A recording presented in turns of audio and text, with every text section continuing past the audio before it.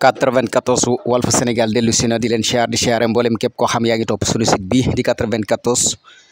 Walf Sénégal seen analyse chronique yoo xam ne leen koy defal saa su nekk ci réew mi ak bitim réew ñu ngi leen di jaajëfal ñu ngi leen di siyaar Sidi Diop waykat artiste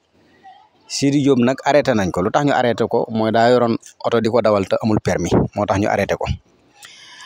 jubal lañu wax voilà maay diw maay doomi diw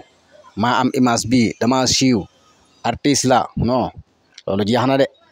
voilà jubal rek voilà yoroo permis koo mën a doon voilà arrêté lu tax yoroo permis am nga ko wala amoo ko parce que Sénégal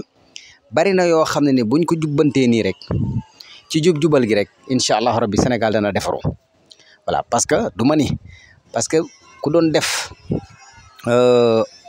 ay gëstu yu rëy ci ñi nga xam ne nii ay boromi image lañ voilà ay boromi tur lañ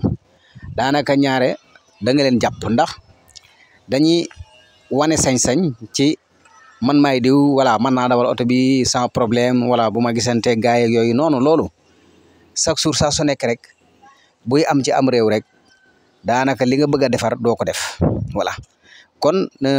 liñ naan rek ba tey rek sénégalais yi seen xel mi ngi gën di dal ndax bu ne Sidi Diop arrêté nañ ko lan moo tax ñu arrêté ko permis la yorut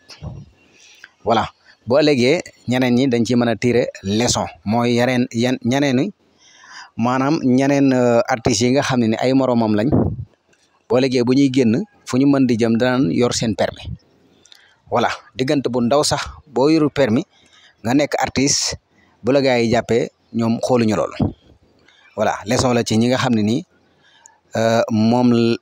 ñoom lañ bokkal géew bi maanaam ñi nga xam ne ni moom la bokkal géew bi maanaam man artiste la maay Sidi Diop kenn dootu ko présenté fii ci Sénégal oto la yoroon voilà lu tax ñu arrêté ko daa yorut permis boo yorut permis nag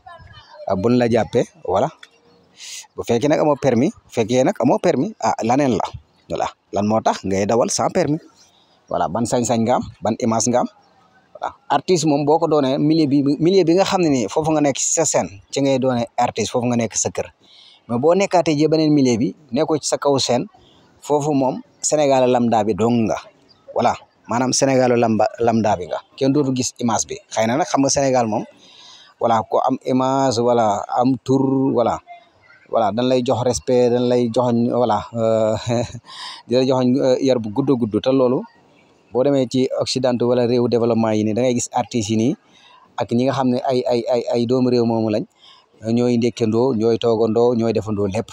voilà duñu jafeel seen bopp daal ba ku leen gis seen image voilà loolu yaakaar naa ni complexe boobu noonu dafay jeex ndax bu ne Sidi Diop dañoo téye otoom lan lañ ko téye permis bu fekkoon nag voilà yaa ma gën a xam réew moo xam ne ni développé wul avancé wul voilà gis nañ Sidi Diop rek takk rek voilà xëy na mën nañoo def complexe voilà mais nag complexe boobu malheureusement dañ na kon li ci des mooy jubal kenn ku ci nekk daal baye ba nga nekk ci yoonu jub rek loolu képp moo la ciy génne voilà sinon boo ko deful rek voilà lii rek moo lay arrivé parce que ñun ñëpp benn lañ Sénégal moom par parlo bi moom gis nañ ni mi ngi dañ voilà par parlo bi moom mi ngi dañ ndax da ngay dégg yoo xam ne nii ak di gis yoo xam da lay leer ni lii wuute nag nañu xamee woon Sénégal na Sénégal daan doxee ñu baree rafet nañ njort ci Sénégal développé ni muy développé tamit macha allah mi ngi avancé waaw kon nag yaakaar naa ni 94 Walf Sénégal